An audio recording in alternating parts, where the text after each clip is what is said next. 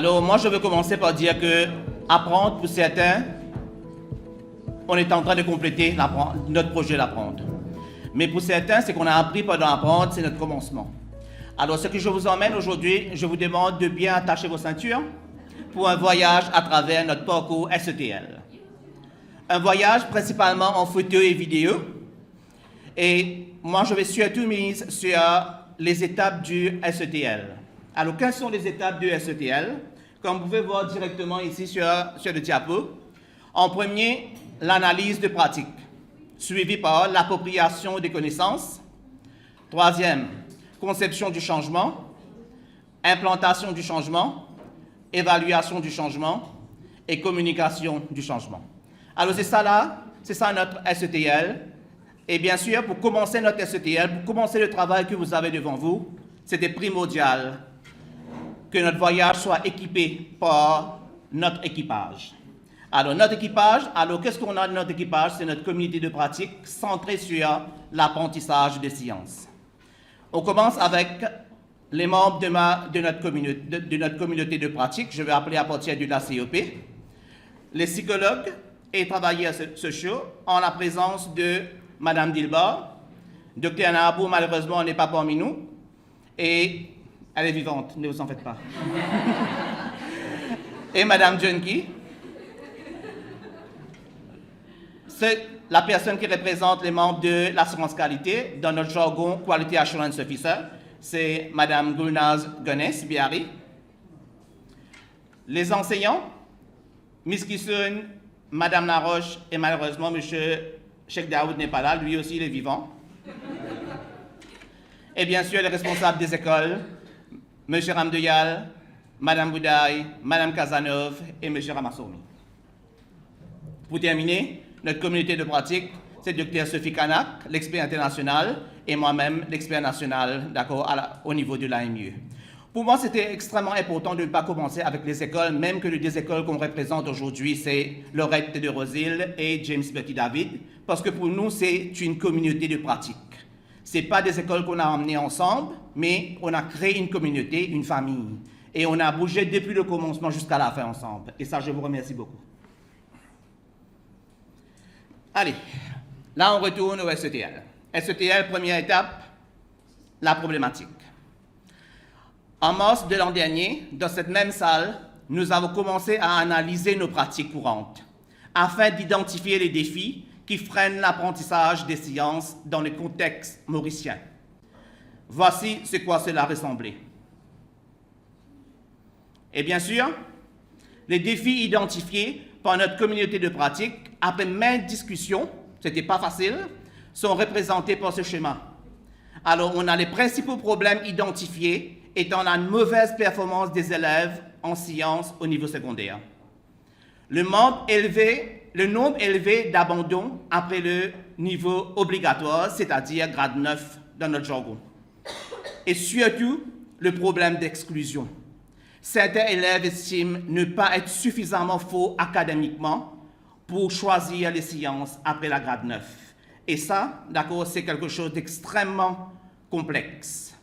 Et moi, je veux dire qu'en même temps, c'est leur droit fondamental, d'accord, d'être lié aux sciences. Alors, si on n'arrive pas à le faire, on est en train de faillir dans notre système. Alors, c'est pour ça qu'on a travaillé dessus. Et si vous regardez bien ici, on a décrochage des sciences après le niveau obligatoire, on a l'impact sur les performances, surtout l'impact négatif et l'inclusivité. Mais tout ça ramène, quand on a commencé, on a peaufiné nos discussions, d'accord, on s'est retrouvé sur quelque chose d'extrêmement important, là où on peut travailler. Parmi tous les différents facteurs qui ramènent ce problème, alors on a la persistance d'un enseignement de sciences principalement transmissif, c'est-à-dire méthode traditionnelle. Voilà, une fois qu'on a eu les défis, d'accord, la problématique, alors on a commencé à travailler sur l'analyse et préparation, d'accord, du deuxième niveau de notre SETL. Mais on a regroupé deux étapes, c'est-à-dire vous allez voir les deux étapes ici en même temps, l'appropriation des connaissances et conception du changement. Aligné sur le cycle Plan, Do, Check, Act, PDCA, nous avons développé notre propre approche méthodologique. pour l'étape 2 et l'étape 3 du SETL que je vais vous présenter dans la série de diapositives suivantes. L'approche est ici. On a commencé par, bien sûr, regrouper notre communauté de pratique au niveau de l'AMIE pour avoir une discussion. Pas seulement, on a déjà identifié les défis, mais surtout pour bien comprendre. Pour nous-mêmes, c'est extrêmement important de comprendre les défis et pour comprendre aussi comment bouger de là. Juste après, on avait des informations, les défis identifiés. On avait compris entre nous c'est quoi les défis, mais peut-être pas encore comprendre quoi faire. Alors c'est extrêmement important de continuer l'analyse avec l'expert GTE en mode visuel, en mode distance. Alors vous allez voir ici, on est en train de communiquer, que ce soit au niveau de Zoom, que ce soit au niveau de email, etc. Moi et Sophie Kanak. Qu'est-ce qu'on a fait pendant ces sessions? D'accord, on a bien sûr validé les défis. On a commencé, d'accord, les préparations en termes de quelles sont les ressources, d'accord, qu'on va utiliser, d'accord, dans notre communauté de pratique et aussi à l'école. Alors, quels documents? Les différentes ressources qu'on a identifiées.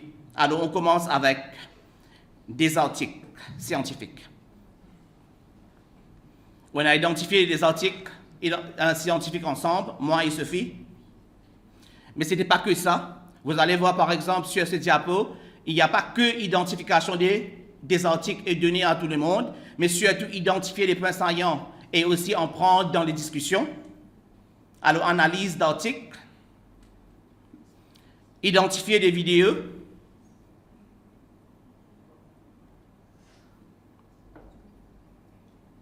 et juste après, ramener le tout de notre communauté de pratique, toujours au niveau de l'AMIE. Discussion approfondie.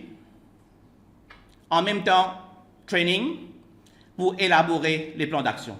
On a commencé avec l'élaboration des plans d'action individuels, chacun dépendant de leurs activités respectives, et puis on a préparé quelque chose en commun. Et on avait déjà notre plan d'action proposé. De retour avec l'expert international. Discuter le plan d'action, valider au niveau de avec l'expert national et international, désolé. Et puis ça, c'est un extrait de notre plan. Mais pour simplifier les choses, je ne peux pas vous donner carrément le plan d'action au complet ici. Alors, ce que je fais ici, on a préparé un summary, si vous voulez, d'accord, de ce qu'on allait mettre en pratique au niveau des écoles. Alors, première chose, en plan d'action, ça c'est important parce que l'implémentation commence à partir de là. L'enregistrement d'une leçon et entretien des élèves, c'est-à-dire la pratique courante, essayer de démontrer c'est quoi la pratique courante au niveau d'enseignement de sciences et avoir le feedback des élèves, comment ça se passe, comment ils trouvent ces classes, d'accord, qu'on a l'habitude d'avoir au niveau des écoles. Juste après, rencontre séparément avec les différents acteurs au niveau de l'école, l'enseignant, les élèves, les parents, etc. Et surtout avec l'emphase sur l'exclusion-inclusion. Renforcement capacité des enseignants, au niveau de l'école toujours, visionnage de vidéos qu'on a préparées et aussi formation en termes d'articles qu'on a choisis, les vidéos, etc. Élaboration de leçons par l'investigation, c'est-à-dire on a bougé depuis la méthode traditionnelle cours magistral, d'accord, vers plutôt une démarche scientifique, c'est-à-dire la démarche scientifique, l'expérimentation, etc. Et puis mise en œuvre, l'enregistrement, est-ce que ça a vraiment changé? Qu'est-ce qui se passe maintenant? Est-ce que l'enseignement c'est toujours la même chose? Entretien comparatif avec les différents acteurs, analyse de données et aussi travailler avec les membres de l'assurance qualité. Pour ne pas m'attarder, d'accord, sur toute la théorie qu'on a derrière, alors moi on vous présente plutôt d'accord, les différentes vidéos. Ça c'est normalement l'enregistrement en classe, la pratique actuelle et courante. J'espère que ça marche.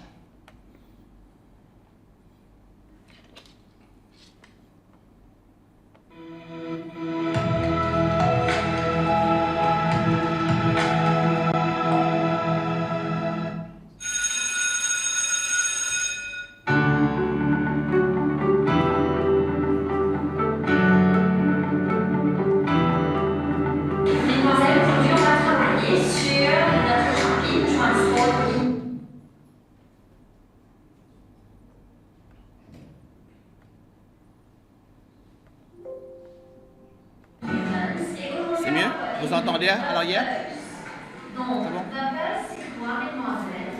C'est vraiment l'artère qui va s'élargir et qui va reprendre sa taille normale pour laisser passer le sang. Donc, on va dire que vapeur, c'est the stretching and the recoiling.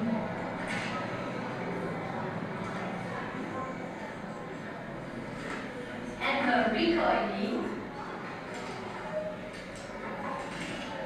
of the arteries.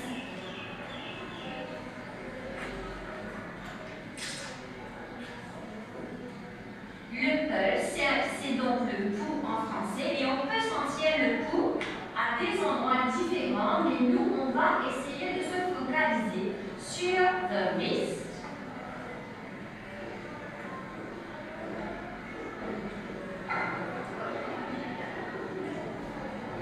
c'est-à-dire le poignet, ou bien sous la gorge, under the neck, at the jawline. Donc le pouls, il va être mesuré. On peut calculer le pouls des individus. Comment est-ce qu'on va faire? C'est que on va calculer le rythme et la vitesse du pouls en prenant, en comptant combien de fois il y a le pouls dans une minute.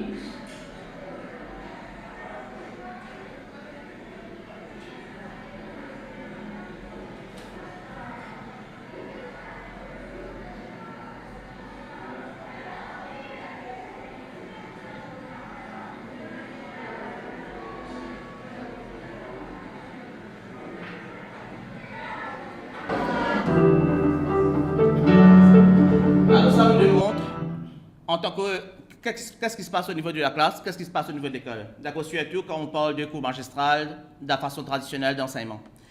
Et juste après, c'est important de comprendre quels sont les feedbacks, le retour des élèves sur ce type de classe.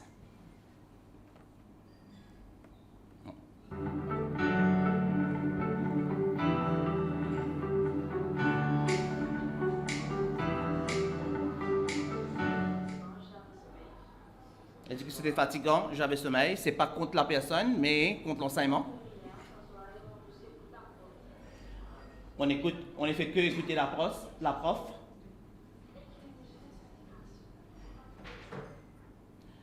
Elle est en train de dire qu'il n'y a que des explications, alors elle n'a pas trop aimé. D'accord? C'est, bien sûr, ce que les élèves pensent de notre classe traditionnelle.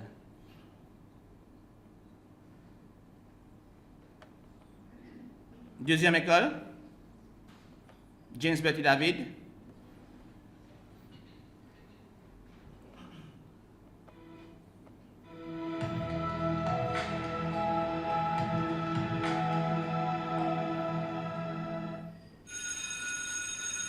La classe commence.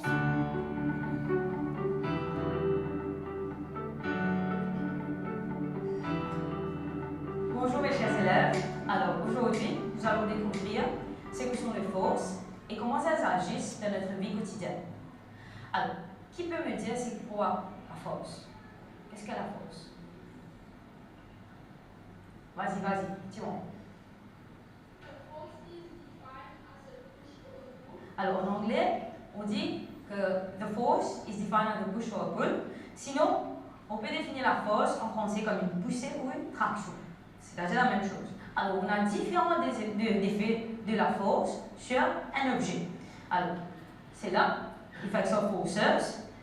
Alors, nous allons voir principalement trois types de forces. Ici. En premier, on a la force de gravité, force of gravity. Deuxième, on a friction, la force de friction. Troisième, on a la force magnétique. D'accord? C'est quoi la force de gravité? La force de gravité, c'est quoi? Qui connaît? Vas-y.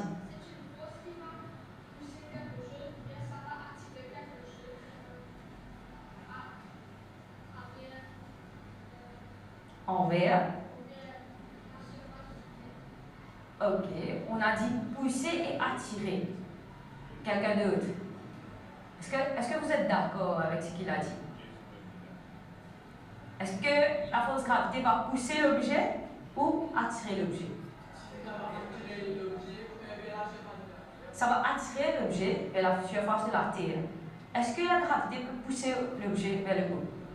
Non. Alors, la gravité va attirer l'objet towards the surface vers la surface de la Terre. Alors, deuxième, on a la force de friction. Alors, c'est quoi la force de friction? Qui peut me dire? Friction. On dit que friction, on a différents types de friction. Ce n'est pas seulement friction. Par exemple, on a un autre type de friction qu'on appelle air. Alors, en troisième, on a la force magnétique. C'est quoi la force magnétique? La force est opposée. Pourquoi ça? Polar magnet. Nord, sud, ça veut dire quelque chose? Si je mets un nord et un sud ici, ça va s'attirer. Si je mets un nord et un nord ici, ça va se repousser. Alors, different poles repel each other, attract each other, like poles will repel each other. On a déjà fait ça? Vous pouvez prendre les notes. On a plus de notes, je vais les mettre au tableau. Puis je vais vous donner des questions sur la topic. C'est bon? Alors, ce qui est important ici, d'accord, on vous ramène quelque chose, ce qui normalement se passe au niveau de la classe. Les enseignants, on le sait très bien, ils travaillent très dur. Mais la question est-ce que les élèves sont en train d'apprendre? C'est pour ça qu'on a l'enseignement et l'apprentissage des élèves. Alors, c'est, bien sûr, toujours, on retourne avec retour des élèves.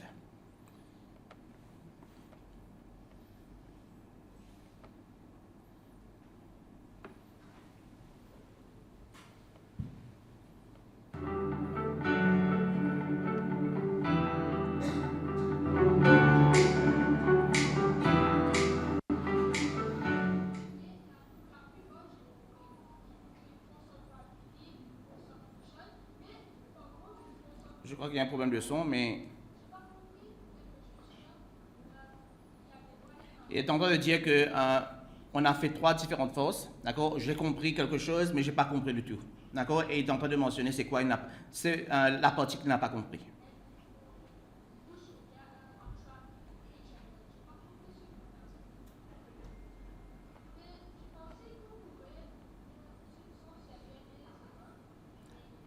Et ici, en même temps, il est en train de dire que, au lieu d'expliquer sur la table comment les aimants sont en train de travailler, d'accord, pourquoi ne pas faire en pratique? Pourquoi ne pas faire visuel et en activité?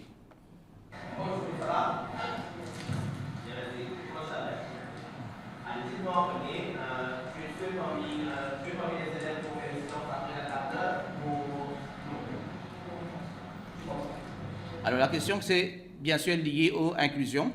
Et on demande à l'enfant, d'accord, est-ce qu'il va opter pour les séances juste après grade 9, c'est-à-dire après les classes obligatoires? Et ce qu'ils nous disent ici, normalement, c'est qu'il est en train de dire non, carrément non, il ne va pas le faire.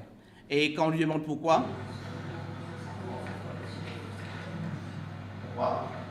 Pourquoi? C'est pas pour moi, c'est pas très clair dans ma tête, et je ne pense pas que je pourrais faire les séances après grade 9. Est-ce que tu aurais aimé que la classe soit différente? Est-ce que tu as compris les sciences? Pourquoi? Lui aussi, il ne va pas faire les sciences, et lui, il veut faire business, carrément. Il a en tête la carrière qu'il va adopter. C'est clair pour lui.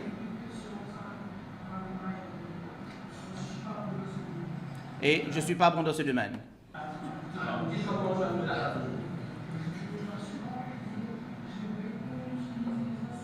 La classe était passionnante, mais malheureusement, on n'est pas mis en activité. C'est toujours la même chose.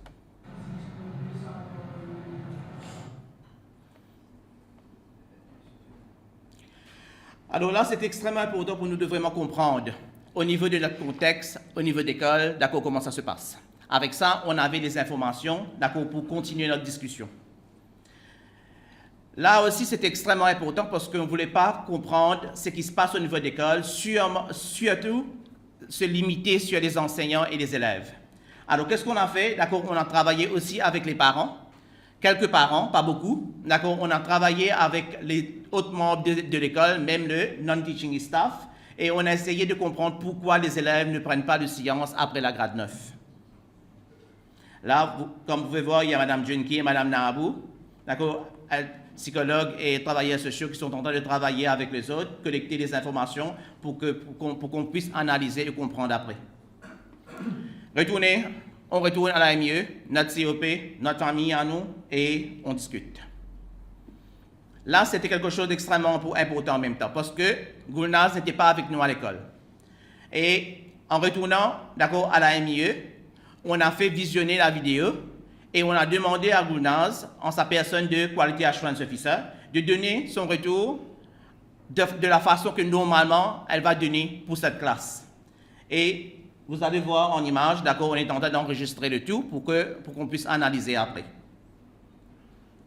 On ne s'est pas arrêté ici. Oui, on avait le point de vue de Gulnaz, d'accord, mais on voulait avoir les points de vue de toutes le Quality Assurance Officer. Il y avait tout le monde dedans.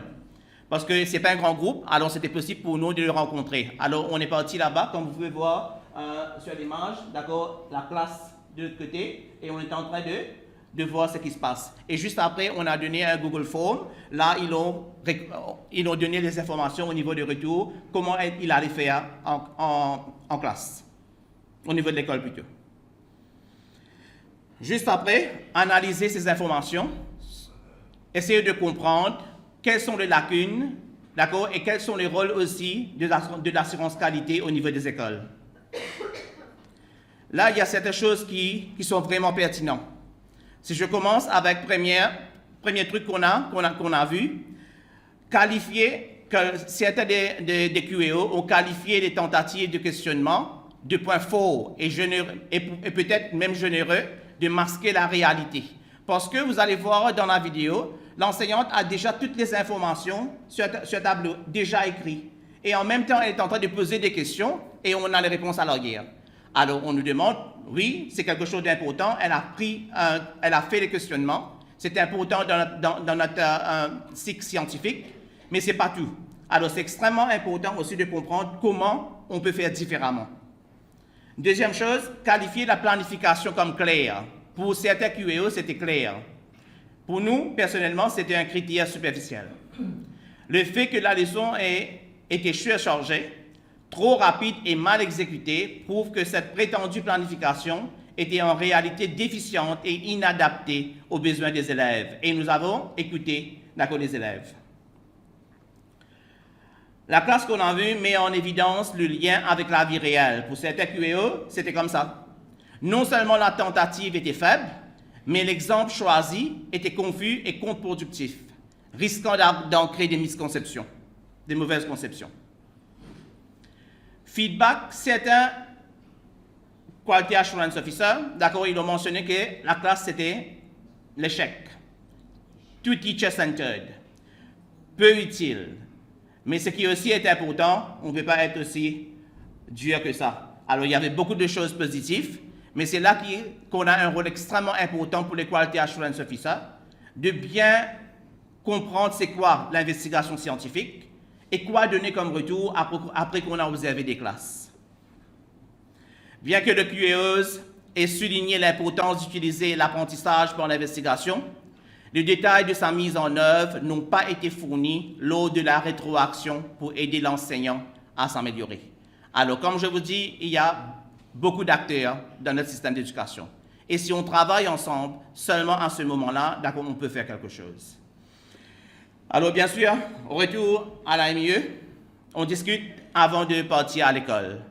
Maintenant, on a terminé la phase diagnostique où on est en train de comprendre ce qui se passe au niveau de l'école. Maintenant, on va essayer de changer les choses. Et c'est là qu'on part à l'école. Vous allez voir, première chose qu'on a fait, renforcement de capacité des enseignants.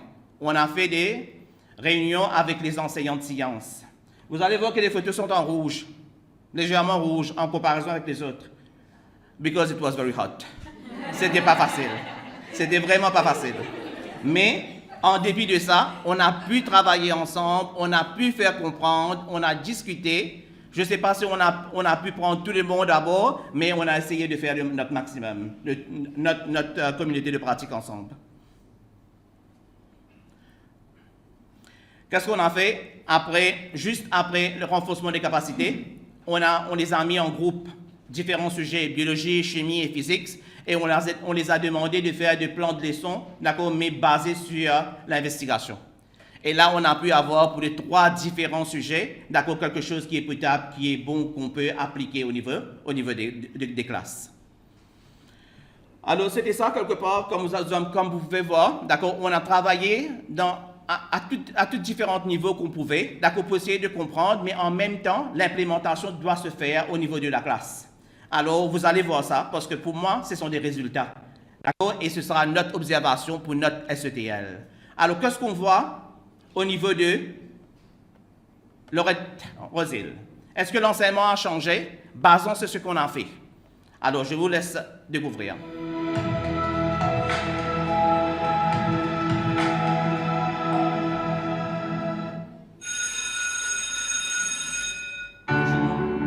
La classe commence avec la ME.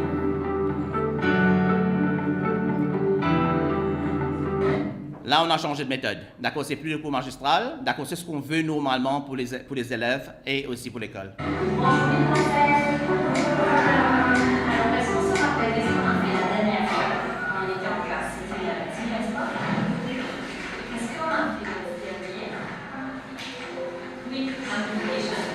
Juste avant ça, qu'est-ce qu'on a fait? Donc on vole du seul classe du système. Les blood vessels. Thank you so much. Oui, on a fait les blood vessels. Est-ce que vous vous rappelez les blood vessels? Les 3 types de blood vessels? Le premier c'était? Ce qu'elle est en train de faire, c'est testing of prior knowledge and prerequisite. We cannot start the class. On ne peut pas commencer une classe, d'accord, sans vraiment comprendre ce que l'enfant sait déjà.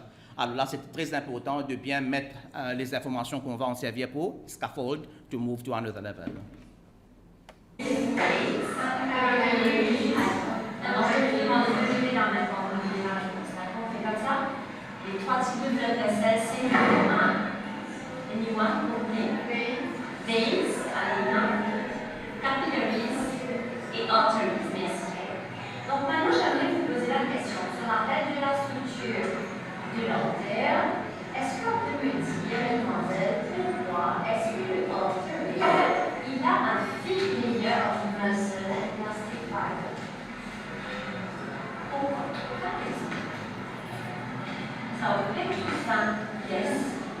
To allow the stretching and recording to maintain the blood flow. Exactement. To allow the stretching and the recoiling and to maintain the blood flow. Oui, si tu as dit quelque chose. Très bien, compris, c'est exactement ça. Donc l'artère, il est élastique.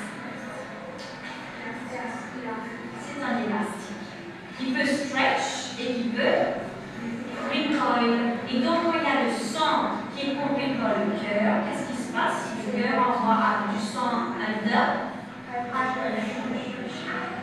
Pressure. Et ce high pressure là, mesdemoiselles, c'est ça qui fait que le humain est capable de devenir un peu plus grand, agrandir son diamètre et ensuite de recoil pour laisser le sang passer vers tous les organes du corps. Est-ce qu'il y a des questions? So today what we're going to do, we're going to talk about the... Elle prend son temps, tester les prérequis. Une fois que c'est fait, à ce moment-là, d'accord, on commence vraiment, d'accord, ce qu'on doit faire, ce qu'on a à préparer. Geste. Est-ce que vous connaissez des endroits où est-ce qu'on peut sentir notre cou avec un feel our nose? Près du cou, oui. Ici, là, comment on appelle ici, là? Le poignet, le wrist. So, we can feel our pulse, on peut sentir notre pouce là-bas. Under the jawline, est-ce que tout le monde peut avoir le doigt là? Et on pose la main là, on sent le cou, je laisse essayer. Toutes celles qui ont senti le peuvent se mettre debout.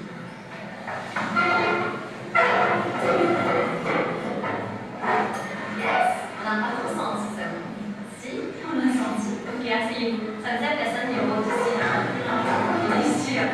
Maintenant, je vais vous distribuer une petite fiche d'activité. Et pendant que je distribue, j'aimerais que vous faites quelque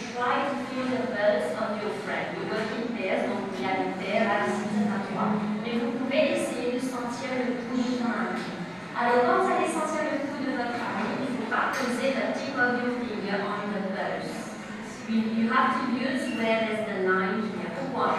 Parce que sinon, tu vas sentir ton propre cœur qui bat. Tu vas compter ton propre heartbeat. Donc, allons essayer de... On aurait pu échanger, par exemple, mettre ça en priorité, comme image, mais on ne l'a pas fait. Parce qu'on voulait en même temps montrer que, par exemple, la place de l'enseignante n'est pas devant la classe continuellement. D'accord, ça bouge. D'accord, et elle est en train de bouger dans la classe. Poser la main sur on the wrist of our hands. You can work in place.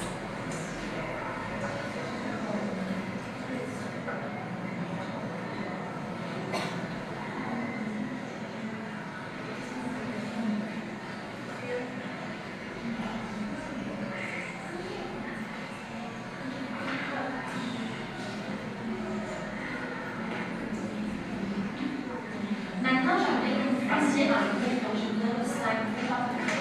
Et là, on va... Là aussi, c'est quelque chose d'important. Comme vous savez, un socio-constructivist approach, d'accord, on ne peut pas travailler seul. D'accord, on travaille en groupe. Alors, l'activité en groupe, en classe, ça doit être préparé très bien en avance par l'enseignante. Alors là, ce qu'elle est en train de faire, elle est en train de donner les instructions, d'accord, pour le group work. Alors ça aussi, c'est quelque chose d'extrêmement important. Chaque enfant doit comprendre, d'accord, c'est quoi ce rôle dans le groupe. Encore 1, définitivement derrière, 1, 2, 3, 4 et 5. C'est bon?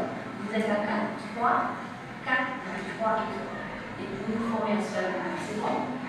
In each group, you will carry out this activity. The first thing that you have to do, la première chose à faire, c'est de formuler une hypothèse. Parce qu'aujourd'hui, ce qu'on va voir, c'est... Quelque chose d'extrêmement important en même temps pour l'investigation scientifique.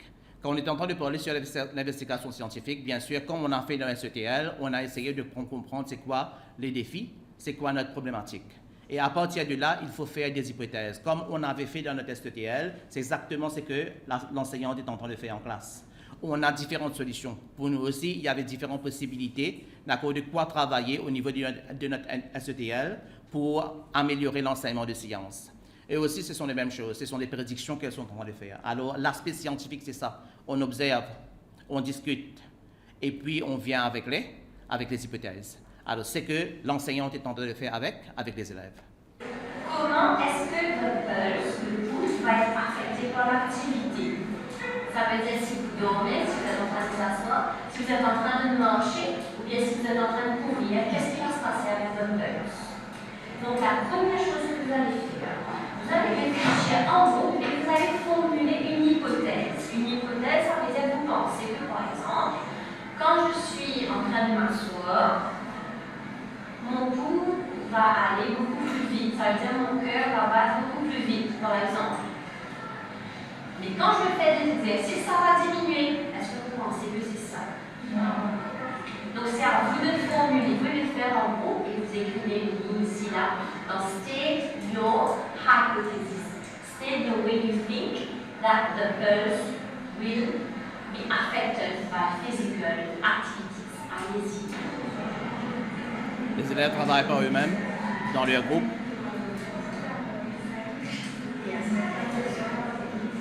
Pour ne pas être trop long. Climbing upstairs. D'accord? Vous incitez entre vous. Donc là, vous commencez en prenant un stopwatch. Les élèves ont travaillé en groupe. Ils ont dissecté ce qu'on a donné comme ressources, c'est-à-dire les instructions pour l'activité. Et à partir de là, l'instruction, encore une fois, d'accord, c'est quoi, qu'est-ce qu'on attend des élèves, quoi faire et comment faire. Utiliser un stopwatch. C'est utiliser, oui. Alors c'est écrit stop et stop. Il faut juste envoyer stop et stop. Pendant 30 secondes, vous allez compter le heartbeat de la demoiselle.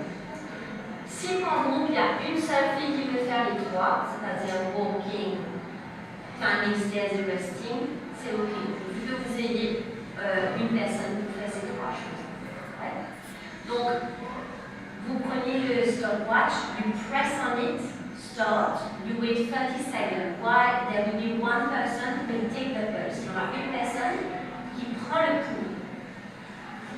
Premier rôle. Deuxième rôle, la personne qui va le timekeeper qui va regarder le temps. Donc pendant 30 secondes, elle s'arrête, elle dit stop maintenant. La personne qui a compté va dire j'ai compté 30, j'ai compté 40, 38.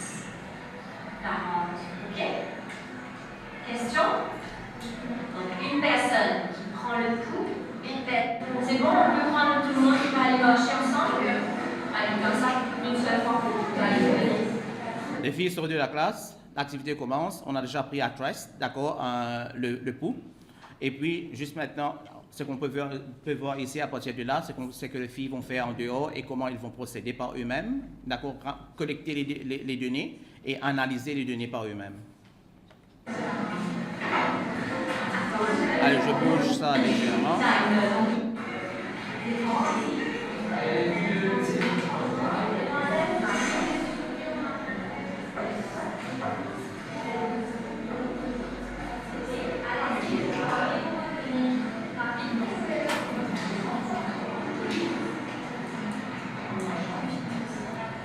Et ce qui est intéressant, en même temps, vous allez voir que par exemple, les différents groupes sont en train de noter, de prendre les données différemment.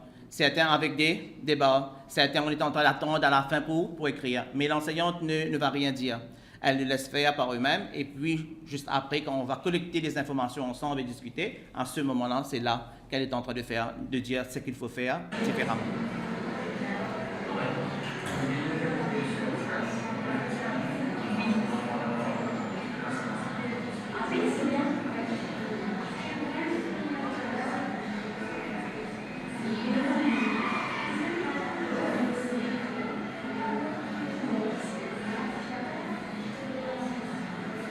Je ne sais pas si vous avez vu sur la vidéo. This is science, learning science in a fun way. They are happy. Les élèves sont vraiment heureuses de faire l'activité. Alors c'est ça qui est aussi important. Dans toutes les activités, que ce soit les concepts les plus compliqués, il y a toujours un moyen de le faire autrement et de le faire d'une façon intéressante.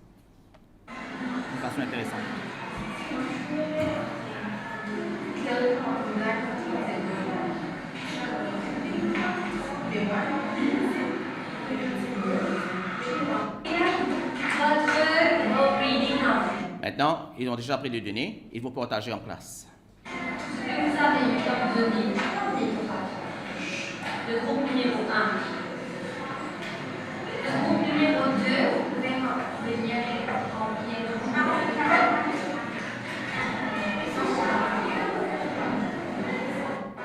Alors pour le groupe numéro 3, c'était 38 de Rodis, c'est devenu 41 en moche et 71 en blanc. Qu'est-ce que vous en pensez? Le groupe numéro 4, on dirait qu'il y a une petite discrepancy, on dit, il y a une petite anomalie, on dirait. Donc le groupe numéro 4 a vu que le Rodby 4 c'est 32. Quand elle a marché, ça a diminué, c'est devenu 28. Et ensuite, quand elle a couru, ça a encore diminué, c'est devenu 24. Est-ce que vous pensez que c'est un peu logique? Non, il y a une petite anomalie. Très important, l'éthique des données. Quand on est en train de prendre des données, on va mettre ce qu'on a eu. Mais après, analyser ensemble pour voir, d'accord, si normalement ce sont des valeurs anomaleuses qu'on dit dans notre jargon, outliers, et si on doit le prendre, d'accord, pour calculer notre average, notre moyenne. Alors, tout ça, ce sont des choses qui se passent en classe. Et là, ce qui aussi est intéressant, d'accord, c'est comment est-ce que l'enseignante, d'accord, va prendre ça. Elle peut dire, par exemple, enfant, tu as déjà, toutes ces informations, on ne va pas prendre, c'est pas bon, d'accord, mais elle ne le fait pas. Elle fait ça peut être quoi les demoiselles? Ça peut être quoi? On a marqué. Oui? On n'a pas senti le pouls. Très bien, on n'a pas senti le pouls. Et c'est comme ça aussi en sciences. Parfois, on n'a pas tout juste. C'est pour ça qu'il faut répéter l'expérience plusieurs fois pour voir quelle est la tendance générale. Okay? Donc là, on voit qu'il y a une anomalie, mais ce n'est pas grave. Alors, mesdemoiselles, étant donné que les valeurs du groupe numéro 4, il y a des petites anomalies, on ne va pas les considérer quand on va faire à la fin l'average, quand on va faire la moyenne de nos valeurs. Ok, vous êtes d'accord? Très bien. Et le groupe numéro 5, 30 au repos, 51 en décimal case, donc on voit que on va éliminer assez normal et logique. Merci, mesdemoiselles. Alors là, maintenant, je vous invite à utiliser ces données, encore ceux du groupe numéro 4, mais 1, 2, 3 et 5, vous pouvez faire la moyenne. Les élèves en groupe, toujours. Alors, les valeurs qu'on a ici en décimal case, et calculer, je demande de calculer votre pulse rate, ce que par exemple, le resting, quel sera le nouveau pulses, Et ça fait le pulse rate. Là, ce sont les élèves qui ont collecté les données et analysé pour vraiment comprendre ce qui se passe au niveau de resting, walking et running. Comme ça, d'accord, il arrive à vraiment analyser, vraiment comparer, d'accord, et comprendre pourquoi c'est différent. Des questions. Maintenant, mesdemoiselles, l'étape numéro 4. Alors, on va notre étape numéro 4. On vous demande d'écrire vos observations. Qu'est-ce que vous avez observé pendant cet exercice-là? Vous pouvez formuler vous-même, écrire qu'est-ce que vous avez observé qui se passe avec le pulse rate as physical exercise increases.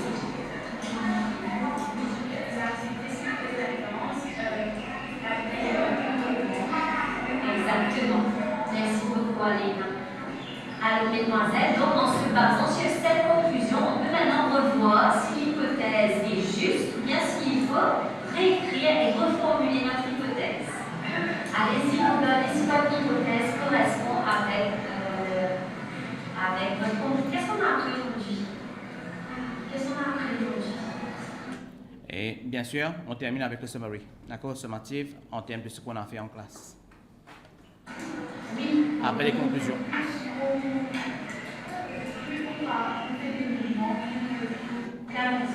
Allez, très bien. Maintenant, nutriments, exactement. Et qu'est-ce qui va emmener cet oxygène? Bien sûr, elle continue avec l'explication parce que le rôle de l'enseignant, c'est facilitateur. Et on ne peut pas arrêter ici, sans doute. Il faut écouter ce que les élèves ont à dire.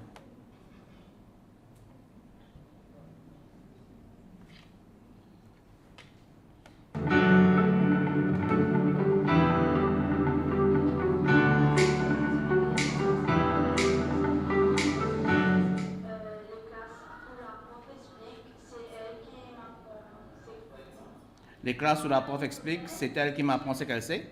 D'accord, mais par contre, là, on a appris par nous-mêmes. Une expérience, on teste, basant sur l'expérience. On arrive à une conclusion.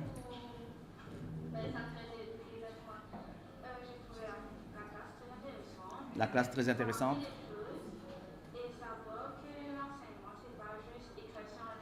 L'enseignement, ce n'est pas juste que créer sur un tableau. On peut apprendre autrement, avec des expériences. Alors, ce qui est intéressant, c'est que ce sont les mêmes élèves. D'accord? Alors, elles ont pu voir ce qui se passe normalement dans les classes traditionnelles et donner des retours. D'accord? Et en même temps, ce qui se passe au niveau de démonstration d'investigation et comment c'est différent. Maintenant, on a... Peut-être qu'il y a beaucoup de vidéos, mais moi, je voulais vous emmener ensemble avec nous, d'accord, dans notre COP, pour voir ce qui s'est passé. Alors, c'est pour ça que je vous donne maintenant ce qui se passe au niveau des JBD, James Petit David. Là, c'est beaucoup plus complexe, d'accord, parce qu'on a 3 choses à expliquer, d'accord, 3 différents types de forces. Mais vous allez voir comment ça se passe.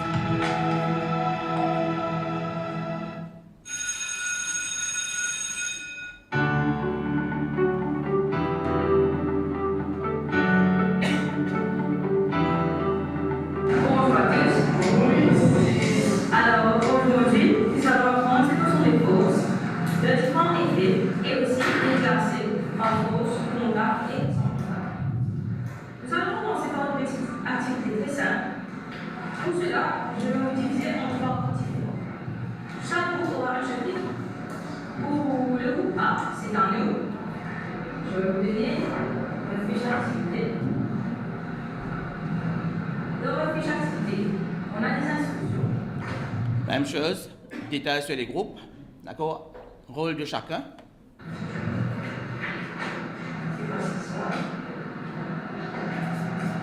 Des worksheets.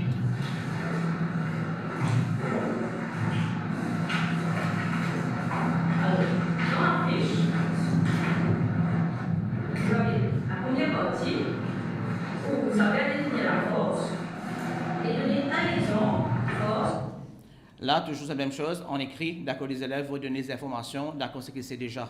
Et à partir de là, d'accord, on va commencer la classe parce qu'on a vérifié les prérequis, d'accord, et the prior knowledge. Que vous connaissez déjà. On fait ça en ligne.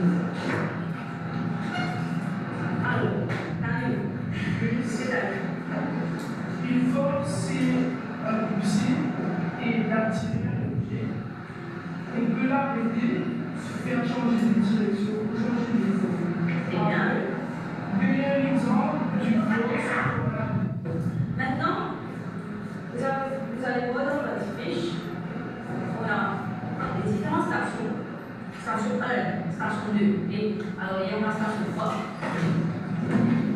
Alors, on va faire seulement ensemble. Les instructions se trouvent juste alors, il est ici. Alors, Les instructions. Les élèves commencent à discuter entre eux.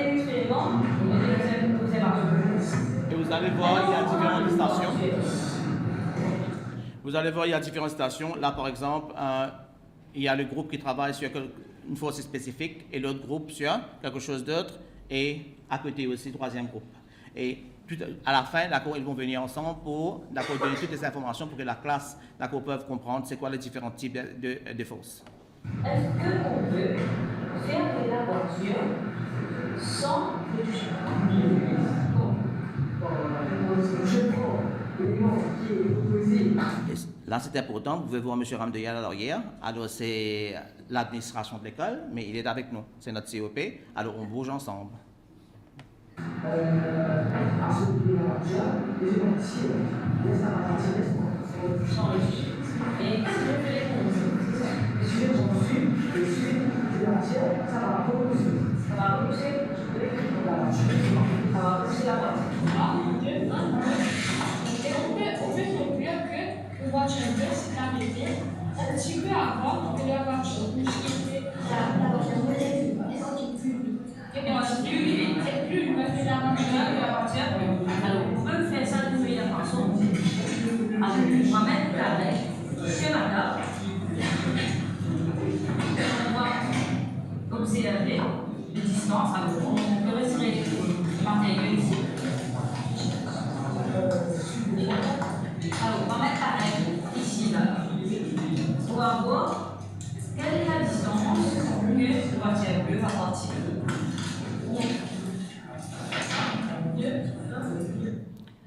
Même chose, their learning, d'accord, l'apprentissage tend d'être fait, mais d'une façon très amicale, très conviviale, et en même temps, d'accord, on retrouve par exemple l'enseignante, d'accord, qui est là, d'accord, l'individual attention, là où il faut.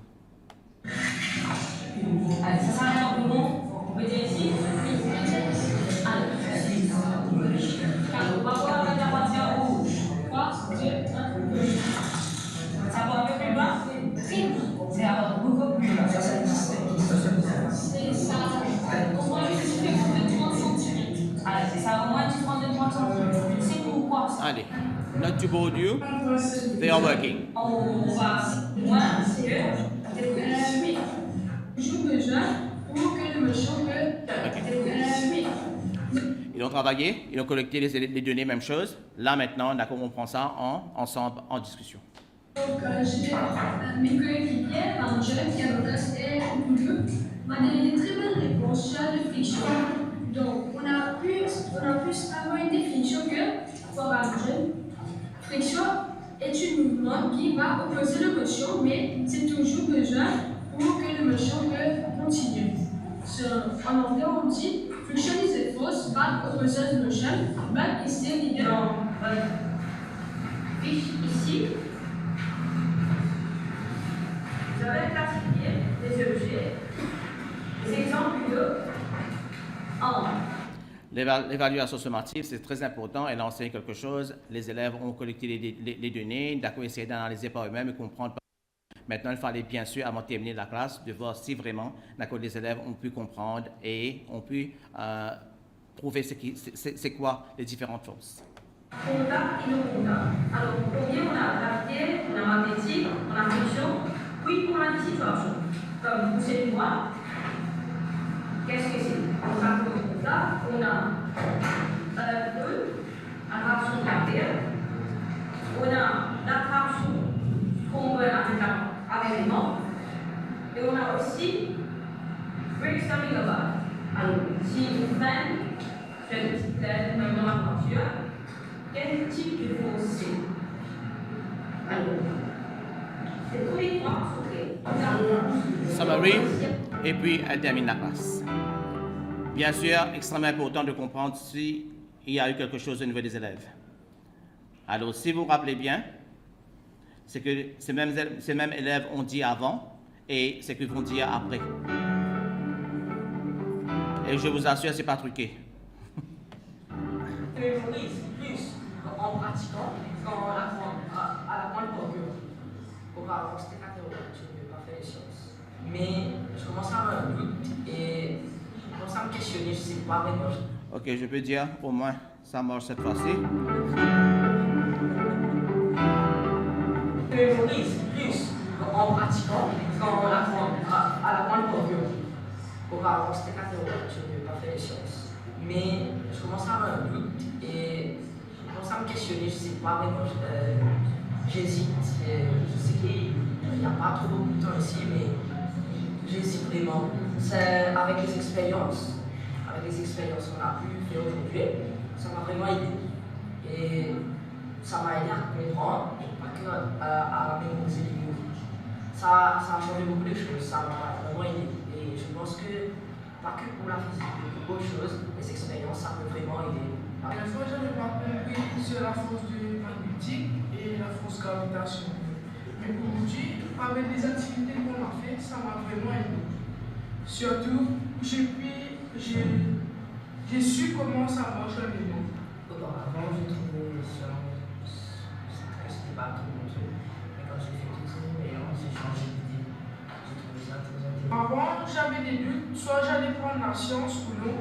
Mais aujourd'hui, vu qu'on a pris des expériments, ça m'a vraiment aidé pour choisir sur ma décision.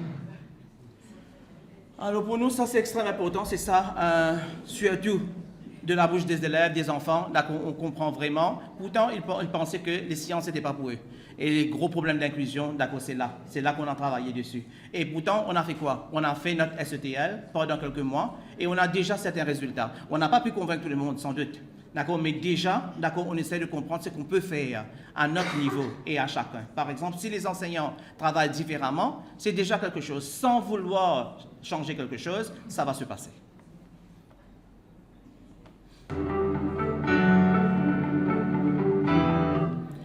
Alors, maintenant, retour, discussion, notre comité de pratique, essayer de comprendre ce qui s'est passé et préparer, d'accord, ce qu'on va faire pour aujourd'hui.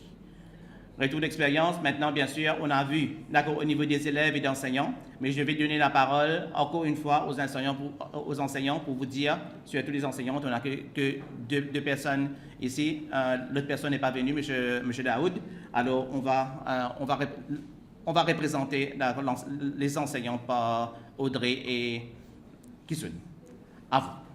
Bonjour à tous et à toutes, je me présente, je suis mademoiselle Kisun, enseignante de physique au Dr James Petit David. Alors, suite à nos premières sessions d'apprendre, on a conçu et mis en œuvre 2 leçons.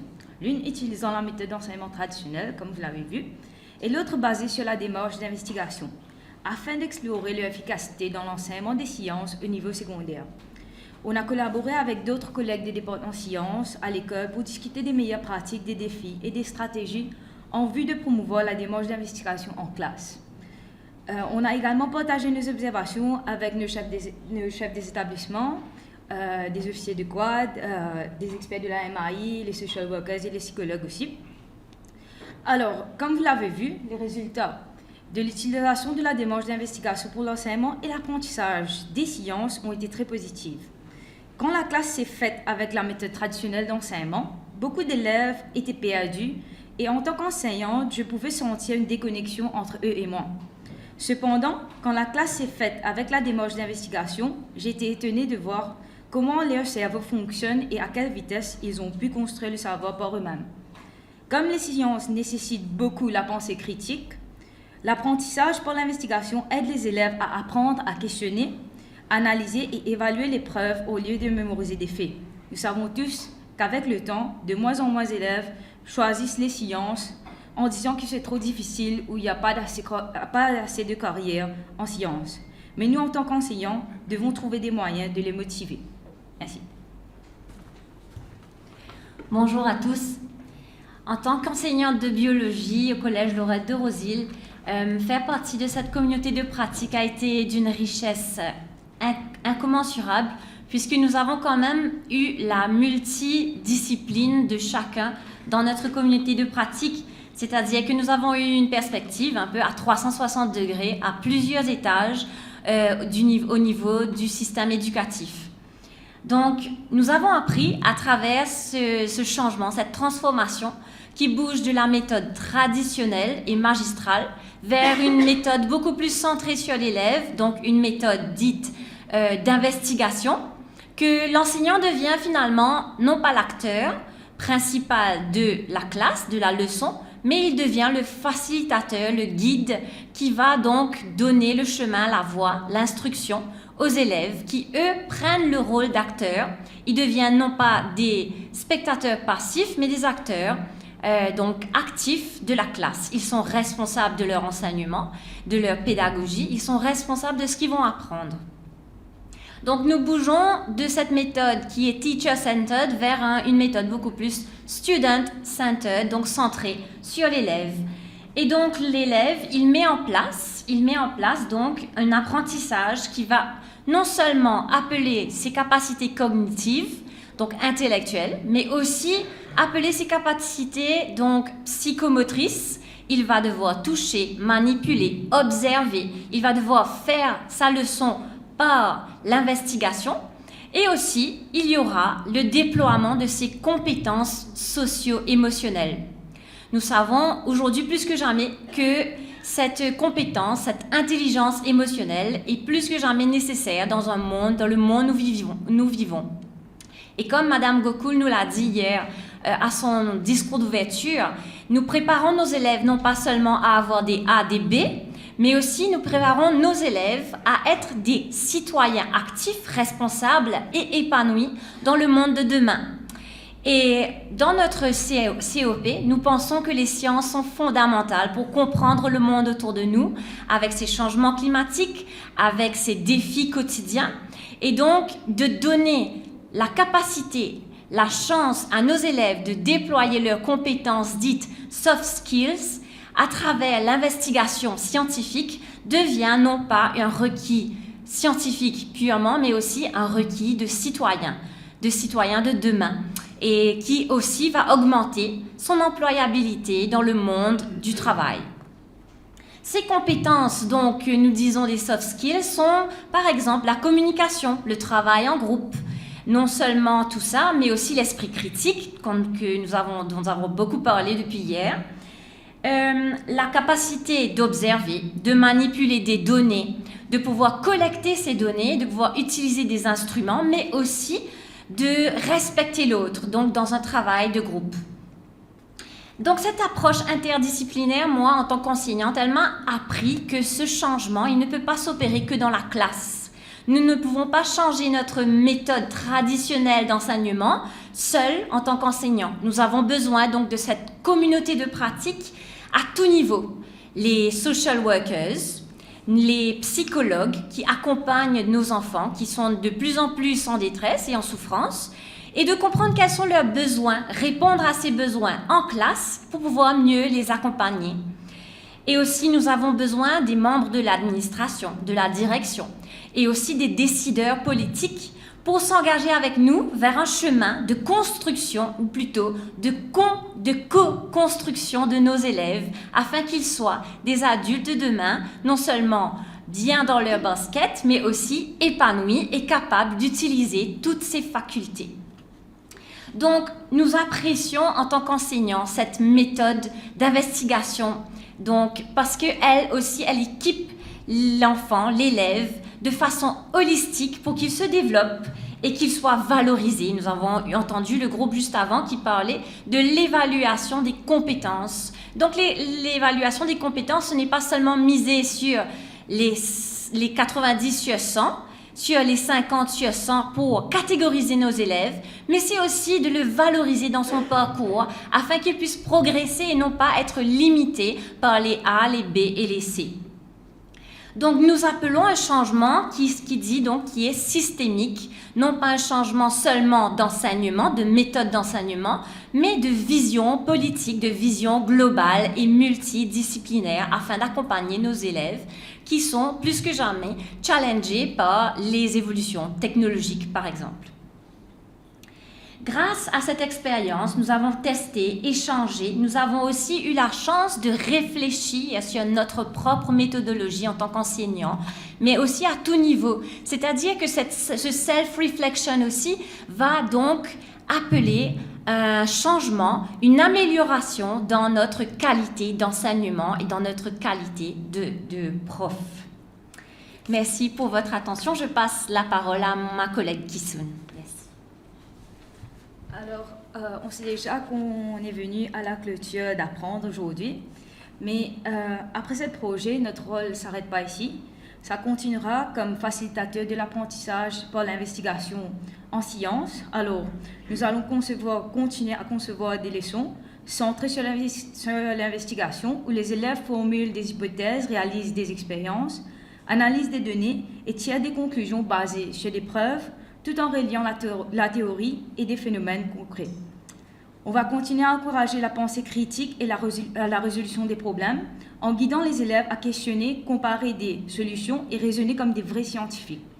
Soutenir aussi nos collègues en partageant des ressources, des exemples pratiques et des stratégies pour intégrer l'investigation dans leur classe aussi. On va aussi collaborer avec les parents, les experts pour créer un environnement d'apprentissage qui favorise le développement global des élèves et leur motive. On va aussi inclure l'utilisation de la technologie et les outils scientifiques comme les simulations, les capteurs, les logiciels d'analyse pour enrichir les expériences et faciliter l'observation des phénomènes complexes. Et comme ma collègue a dit, réfléchir et améliorer nos propres pratiques en évaluant l'impact des leçons sur la compréhension scientifique et les compétences expérimentales des élèves. Et en dernier, stimuler l'enthousiasme pour la science et la curiosité scientifique à long terme en reliant l'apprentissage aux enjeux réels et aux perspectives des carrières scientifiques. Merci. Je passe la parole à Madame Junki. Donc, ma collègue va me poser des questions, je vais vous répondre. C'était plus une question d'observation, ce que je vais vous présenter, l'observation et les apports du département psychologue et social worker du ministère. Donc, on commence. Oui. Alors, quel a été votre rôle au sein de la communauté de pratique? Donc, en termes pour travailler sur l'inclusion, afin de donner une assistance psychosociale, nous avons dû réunir les acteurs tels que les chefs d'établissement, les professeurs, les élèves et les parents. Et nous avons dû aussi, bien sûr, ensuite faire une identification des attentes et des besoins de chaque groupe vers l'inclusion des élèves en sciences pour les grandes classes. Nous avons élaboré un questionnaire contenant des indicateurs d'inclusion. Ensuite, ce fut le moment d'une passation du questionnaire vers un focus group qui comprend les élèves dans un premier lieu et ensuite les parents. Nous avons enfin fait des analyses des données afin d'identifier les obstacles qui poussent à l'abandon des sciences et nous avons finalement fait des conclusions. Qu'avez-vous pu obtenir comme information? Donc, lors des séances de travaux avec les parents et élèves, nous avons recueilli leurs contributions. Pour les élèves, ils peuvent dire qu'ils veulent devenir médecins, ils ont peut-être en tête qu'ils veulent devenir ingénieurs, mais en contrepartie, ils ne connaissent pas les bases fondamentaux de la science. Et ils pensent que le domaine scientifique est très bien payé en termes d'emploi, mais ils disent qu'ils sont limités au niveau d'école en termes qu'il y a un manque de pratique, les équipements dans les laboratoires sont défectueux ou c'est précaire. Nous avons maintenant les observations des parents. Ils disent qu'ils ignorent, comme parents, ils ignorent complètement c'est quoi la science appliquée dans la vie courante. Et ils nous parlent aussi de... Donnez-moi un instant. C'est que dans le monde universitaire, si vous avez à recruter un élève pour les sciences, c'est possible de prendre un élève qui soit, je veux dire, si c'est pour une faculté autre que les sciences, on peut prendre un élève qui a eu une formation autre que les sciences et même la science. Mais par contre, si vous devez aller pour des études scientifiques, les universités en question, ils sont très rigides, ils vont prendre des élèves qui ont fait nécessairement des études de sciences au collège.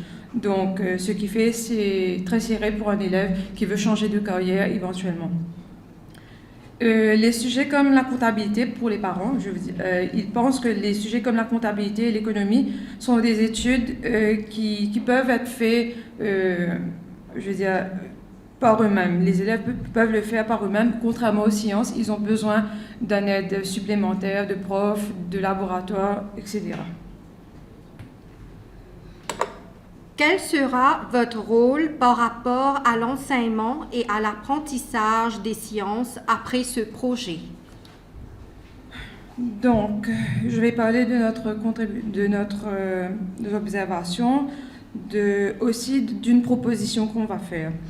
Donc, les services d'orientation qui sont déjà établis au niveau du ministère de l'Éducation peuvent faire un accompagnement et conseiller au niveau scolaire afin que les élèves puissent savoir les filières de la science.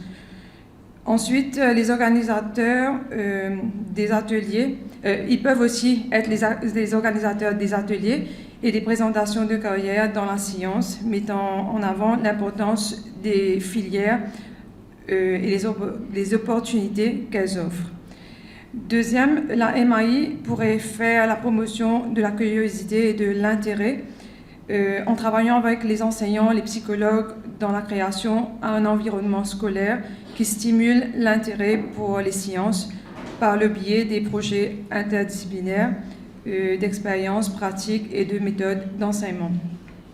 Le ministère des Genres, par contre, pourrait aussi aider à jouer un rôle important dans la réduction des stéréotypes et autres préjugés qui peuvent influencer le choix des matières. La collaboration avec les professeurs et les parents, les psychologues peuvent former et conseiller les profs sur les meilleures façons d'encourager l'intérêt pour la science au sein des classes. Et les travailleurs sociaux du ministère de l'Éducation peuvent aider à impliquer les parents, parce que les travailleurs sociaux, en général, ils bougent, ils partent vers les parents. Donc, c'est bon qu'ils vont, en tout cas, attirer les parents vers l'école pour pouvoir donner leur coup de main et leur apport par rapport à encourager les parents pour que les élèves puissent avoir un exposé à la science. Bonjour. En tant que représentant des chefs d'établissement des collègues qui ont travaillé sur le COP, le projet Apprendre a apporté un nouvel éclairage sur le processus d'enseignement et d'apprentissage des sciences. Il a confirmé qu'un grand changement commence par un premier pas. La transformation pédagogique est possible et porteuse d'espoir. Dans les principes et les impacts pédagogiques étaient surtout centrés sur l'élève, encourager la créativité, la curiosité, l'exploration et la découverte, et aussi des valeurs ont été développées, telles que la collaboration, l'attention, la compassion, la motivation intrinsèque et l'empathie, et aussi le respect pour l'environnement. Et aussi, cette approche était très inclusive. La méthodologie adoptée, la démarche d'investigation, a pris en compte les différents profils des apprenants, leur multiple intelligence et le type d'apprenants que nous avons. Et tout ça est aligné avec les 4 piliers de l'éducation: apprendre à connaître, apprendre à faire, apprendre à vivre ensemble et aussi apprendre à être. Maintenant, les réalisations concrètes étaient des rencontres et des échanges pédagogiques, des renforcements au niveau de la gouvernance pédagogique, ça veut dire des réunions départementales, collaboration et soutien de la MAI et autres, comme le Rajiv Gandhi.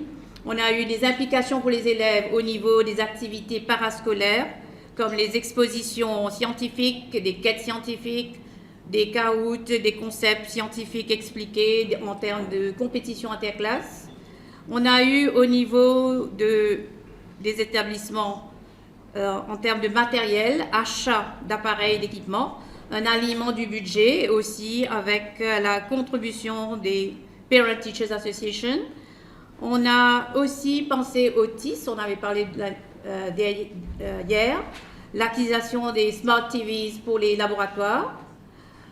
Et au niveau de l'organisation des enseignements, réajustement de l'emploi du temps pour les cours de pratique et que tous les cours de pratique de sciences se font dans des laboratoires.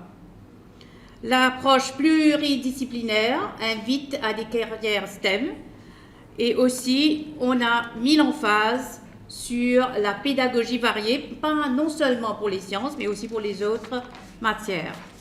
L'emphase sur l'auto-évaluation depuis ce matin, et puis hier aussi on a parlé dessus. Et là, on travaille, les propositions à venir, c'est que nous pensons introduire cette fiche d'évaluation dans toutes les classes, que ce soit pour les professeurs ou pour les élèves. Maintenant, les résultats mesurables, c'était après. On a remarqué que après l'implémentation d'apprendre, il y a une hausse d'étudiants qui ont choisi les matières scientifiques. Surtout pour la biologie, on a eu une hausse de 45% d'élèves qui ont choisi ceci en 2025. Et même, il y a beaucoup d'élèves ont opté seulement pour la matière biologie avec d'autres matières comme travel tourism, sociologie et business studies. C'était pas que la filière scientifique comme chimie, physique et biologie comme dans le temps. Alors, quels sont les objectifs prioritaires dans nos établissements? C'est renforcer la culture scientifique des élèves, augmentant la compréhension des concepts de base, réduire les idées scientifiques erronées par des démarches et des activités, développer des compétences pour la vie et pour l'action de par notre pédagogie nouvelle, fournir des ressources additionnelles à tous les départements, viser l'équité, l'excellence. Alors, je peux dire faire de l'utopie une nécessité, rendre accessible à tout un enseignement scientifique de qualité pour lutter contre le cynisme et la résignation. Et la formation continue des enseignants, soit sur des plateformes en ligne ou avec la MAI ou d'autres organismes. En conclusion, je voudrais ajouter que le projet Apprendre a posé des bases solides pour transformer l'enseignement des sciences, les méthodes inclusives, le développement holistique de l'enfant, l'engagement des élèves, montée en compétences des enseignants. Et si nous poursuivons sur cette dynamique, c'est pour toucher davantage d'étudiants, consolider les acquis et institutionnaliser ces pratiques pour l'avenir. Et je terminerai à dire que investir aujourd'hui, c'est former des décideurs scientifiques de demain. Alors soutenons l'extension d'Apprendre. Et qui tente rien, n'a rien. Merci. Bonjour tout le monde, je ne vais pas prendre trop de votre temps parce que moi je peux faire un summary. Tout ce qu'on vient de dire, c'est que le département d'assurance qualité essaye de faire.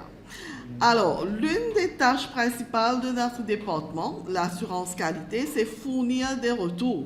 Après les visites de classe, on tient un entretien individuel avec l'enseignant pour discuter de l'observation. On va fournir un retour constructif à l'enseignant dans le but de le soutenir pédagogiquement, c'est-à-dire l'accompagnement. Mais là, moi, je voudrais vous parler comment le programme Apprendre et être membre du SETL a marqué un tournant dans mon approche et dans mon retour aux enseignants. Alors, avant le programme, mon rôle était centré sur des critères bien établis, mais peut-être un petit peu insuffisants pour évaluer une démarche complexe comme l'investigation. Mes retours aux enseignants se concentraient sur la forme du cours, de la leçon, la transmission du savoir, combien l'élève a compris, est-ce que l'enseignant par exemple, a-t-il couvert le programme, est-ce que le groupe il est calme, les élèves sont attentifs, voilà, c'était comme si le main aspect. Mais on était convaincus que les enseignants devaient suivre les règles et les retours qu'on donnait ne touchaient pas vraiment le cœur de la pédagogie d'investigation. Mais mon engagement dans le SETL et le travail collaboratif, je voudrais souligner cela, avec mes collègues d'autres départements, m'ont confronté aux limites de notre grille d'évaluation. Aujourd'hui, quand je donne comme on dit dans notre jargon, les feedbacks, les retours, on essaye de ne pas donner priorité à la transmission des savoirs et de ne pas trop voir la quantité du contenu. On essaie de voir autre chose. On n'a peut-être pas vraiment les outils pour évaluer ce qui fait la force d'un cours basé sur l'investigation, mais là, après avoir travaillé avec le groupe, on se sent un peu plus équipé pour le faire. Alors, j'ai réalisé que nous ne donnons pas assez d'importance, nous ne valorisons pas, comme on vient de parler tout au long de cette présentation, la pertinence de l'hypothèse, des questions des élèves, leur capacité à analyser des données, comme on a vu dans les vidéos 4 et 5, ou 3 et 4, les deuxièmes leçons, ou encore le rôle de l'enseignant en tant que simple facilitateur. On est là, on essaie de voir combien il peut transmettre comme connaissance. Mais il nous faut essayer de voir qu'est-ce qu'il peut faire pour s'effacer lui-même et laisser les élèves explorer. Poser des questions pour guider plutôt ses enfants au lieu de leur donner la réponse tout de suite à lui-même ou elle-même. Comment le prof essaye de faire l'élève devenir autonome? Sont-ils encouragés à faire leurs propres découvertes et les autoriser à faire des erreurs? Très important à souligner, nos enfants ont droit à l'erreur pendant les classes, pendant cette démarche d'investigation, et c'est au prof de les guider. Et en troisième étape, j'ai essayé de convaincre les profs que j'ai visités, les leçons que j'ai observées après, pourquoi choisir la démarche d'investigation. Comment ça va nous aider à bien développer les compétences de pensée critique, la résolution de problèmes et l'autonomie des élèves. Mon objectif aujourd'hui, c'est, s'appuyant sur des stratégies concrètes, ils peuvent inclure des exemples pratiques de la manière qu'on a vu ici, intégrer des activités d'investigation dans leurs leçons, comme expérience guidée ou des enquêtes. Et alors, le prof sera plus un facilitateur que ce qu'il fait traditionnellement, veut dire partager sa connaissance. Et à ce jour, l'équipe de SETL a travaillé avec seulement 2 écoles sur ce projet, mais bien sûr, nous prévoyons certainement d'intégrer tous nos établissements pour une expérience plus enrichissante encore. Le département d'assurance qualité se penchera sur les difficultés pratiques qu'on a en classe. On nous dit qu'il n'y a pas assez d'outils. Il y a la gestion des élèves, bien sûr, le nombre d'élèves en classe et beaucoup d'autres défis quotidiens qui entravent la mise en œuvre d'une pédagogie d'investigation au sein de nos établissements. On essaiera de trouver des solutions concrètes pour proposer aux enseignants, et peut-être il y a des gens qui sont déjà là avec des solutions, pour surmonter nos obstacles matériels ou pédagogiques spécifiques à la démarche d'investigation. L'équipe d'assurance qualité soutiendront aussi nos chefs d'établissement et on a déjà fait les chefs de département dans la promotion de la démarche d'investigation. Ce partenariat visera à garantir que cette approche soit non seulement incluse dans les schemes of work, on le voit bien sur le papier, mais qu'est-ce qu'on fait pour l'implémenter?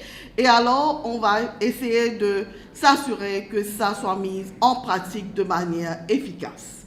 Et bien sûr, pour les attentes, on va continuer à faire comprendre, à faire reconnaître l'importance de l'investigation afin que les enseignants seront plus enclins à modifier leurs pratiques. On veut bouger sur le spectrum. On ne veut pas être traditionnel dans notre approche. On veut que le prof soit le facilitateur et créer un environnement d'apprentissage plus dynamique en engageant ce qui améliorera l'acquisition des connaissances scientifiques. Et bien sûr, nous allons combiner le soutien de l'assurance qualité avec une meilleure compréhension de l'approche par investigation. Et comme cela, les enseignants pourront véritablement transformer leur enseignement, le rendant plus efficace et plus stimulant pour les élèves en sciences. Merci. Alors, je crois qu'on a fait le tour. Je ne vais pas prendre... Il n'y a pas suffisamment de temps, alors, malheureusement. Perspective et prochaine étape. D'accord, je pense que chaque partie prenante de notre communauté de pratique, on a déjà parlé dessus. Qu'est-ce qu'ils vont faire? On n'arrête pas ici. Que apprendre continue ou non, mais nous, on n'arrête pas. Et malheureusement, on avait prévu quelque chose ici, mais on n'a pas le temps. Alors, on passe directement message clé. Alors, c'est quoi? Qu'est-ce qu'on a fait pendant ces quelques mois? Alors, bien sûr, c'était les défis qu'on avait identifiés. L'impact négatif sur la performance des élèves, la façon d'enseignement, d'accord, qui freine l'inclusivité, décrochage des élèves, d'accord, après le niveau obligatoire grade 9. Et qu'est-ce qu'on a pu faire pendant quelques mois seulement? On a renversé, d'accord, ces soucis. Alors, l'enseignement de sciences basé sur la démarche d'investigation vraiment va avoir un impact positif sur les élèves. Freiner l'inclusivité, on a changé en favoriser l'inclusivité éducative. Décrochage, on a changé à accrochage aux sciences, vous avez déjà vu dans les vidéos. Alors, ouais, on n'a pas plus de temps, alors je vais dire à la façon de notre île, thank you, merci, deuxième thank you, shukriya, merci, etc. Good, allez, bye bye, merci beaucoup. Merci.